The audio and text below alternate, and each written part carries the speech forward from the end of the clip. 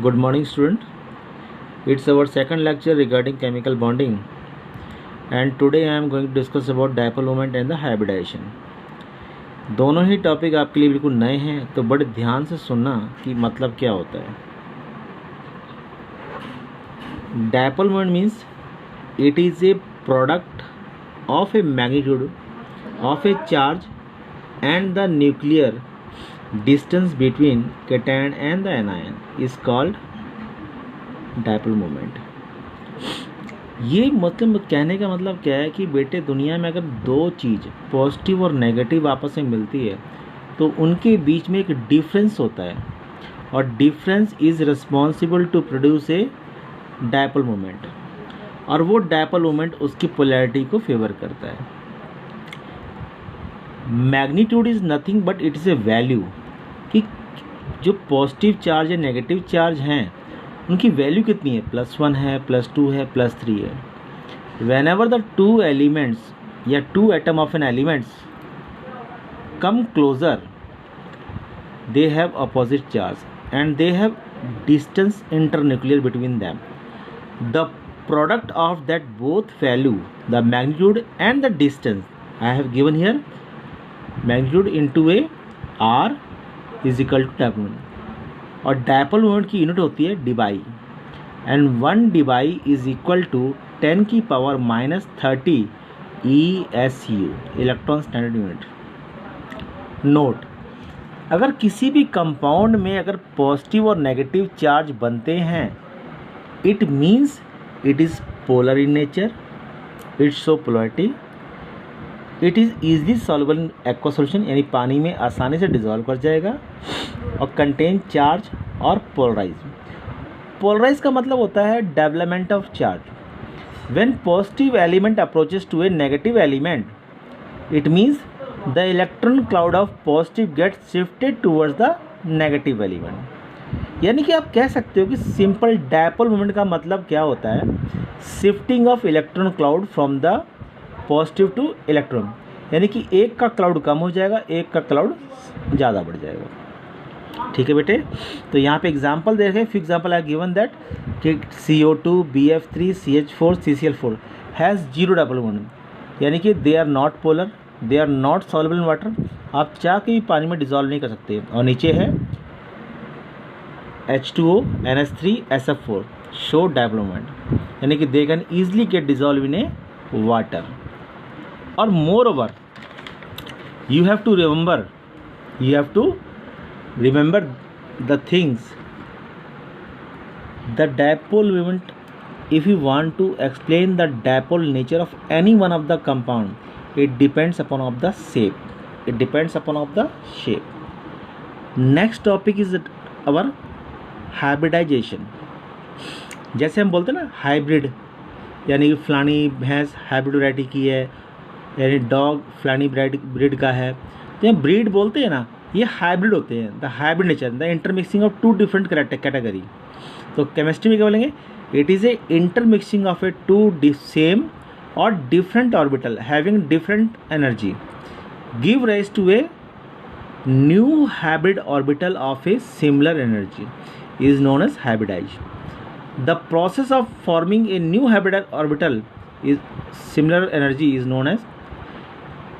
Science में कहीं भी ION लग जाए उसे हम कहते हैं process, the process of forming anything.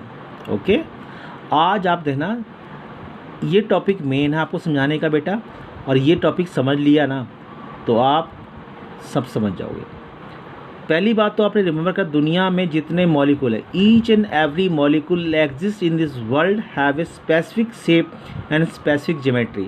आज तक जो फॉर्मूले आप दुनिया में बोलते आए हो सभी का अपना शेप है, मगर वो शेप दिखते नहीं हैं. हम चावल का शेप देख लेते हैं, गेहूं का शेप देख लेते हैं, क्योंकि because they are the beyond large size and we can see by the naked eyes. But these molecules do not have a large size so that we can see by naked eyes. क्या CO2 gas को आप आँख से देख सकते हो? क्या O2 को आप देख सकते हो? क्या सल्फेट को देख सकते हो? नहीं. The molecule which do not can be seen by naked eyes, we can remember each and everything have its specific shape and specific geometry. तो मैं आपको सिखा रहा हूँ हाइब्रिडाइजेशन. फॉर्मूला है half bracket close number of valence electron of a central element plus number of monovalent atom. यहाँ पे बेटा याद रखना, जो एलिमेंट एक इलेक्ट्रॉन लूज करता है या एक इलेक्ट्रॉन गेन करता है, आपने उनको ही ऐड करना है, बाकी किसी को ऐड नहीं करना है। आपने उनको ही ऐड करना है। Those element have tendency to gain one electron और लूज। यानी मैं आपको एग्जांपल देता हूँ, आपने हाइड्रोजन को ऐड करना है, फ्लोरीन, क्लोरीन, ब्रोमीन, आयोडीन, इनको ऐड करना है। इसके अलावा कोई भी आ जाए आपने ऐड नहीं करना। प्लस माइनस चार्ज यहाँ दिया है, मैंने मेंशन किया, एग्जांपल दिया आपको। प्लस आए तो आपने क्या करना है, माइनस करना है, और माइनस आए तो आपने क्या करना है, प्लस। यहाँ पे सेंट्रल एलिमेंट क्या है, एन।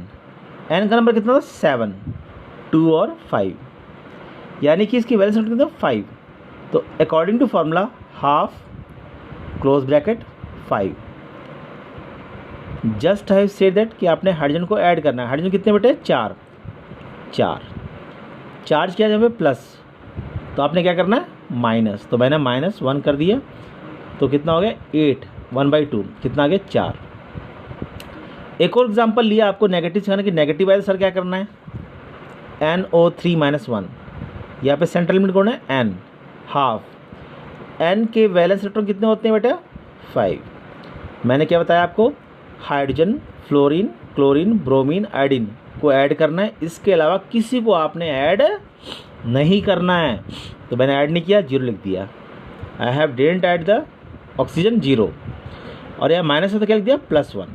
तो 5 + 1 6/2, 3। अब आपके मन में आएगा सवाल कि sir by using the formula I get the value and how we have to interpret the value, so that अब आपने इंटरप्रेट करना है तो आपको टेबल याद करनी है कि ये आंसर आएगा तो वैल्यू क्या होगी। तो गो थ्रू दैट टॉपिक, ध्यान से देखो, इसको ध्यान से देखो, और 1 मिनट सेकंड देता हूँ आपको, 10 सेकंड दिए समझने के लिए, ठीक है।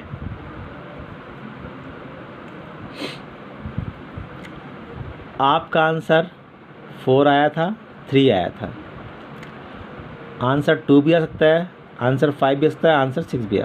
ये टेबल आपको मेमोराइज करनी है। मान लो आपका आंसर में क्वेश्चन के अकॉर्डिंग आंसर 4 थर्ड आया था, 3 आते ही बोल देना sp2 कि सर सेंट्रल एलिमेंट यानी कि n जो है अपना s ऑर्बिटल और 2 p ऑर्बिटल शेयर कर रहा है बॉन्ड फॉर्मेशन के लिए, और शेप क्या बना रहा है, ट्राइगोनल, जिसका बॉन्ड एंगल कितना है, 120। एग्जाम्पल लिया AlCl3। आप इसको कैलकुलेशन करोगे, तो आपको आंसर मिल जाएगा। आंसर 4 आ गया तो क्या है, sp3। It means central element is sharing s orbital and 3 p orbital to forming a tetrahedral shape, और उसका एंगल कितना होगा, 109 degree 28 minute. It means CH4 में एग्जाम्पल दे रही है। तो मतलब कि आपको डायग्राम भी समझ में आ जाए कैसा क्या है।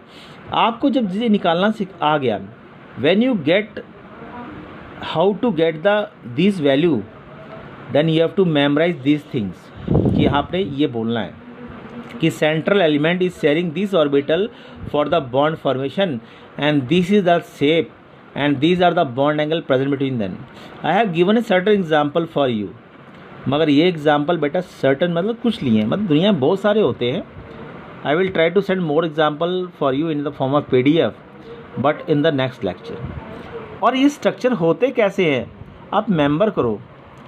मैंने एग्जाम्पल जो दिए हैं उन्हीं का डायग्राम बनाया है। BeCl2, B इधर है, Cl एंगल कितना, 180। AlCl3, AlCl angle 120।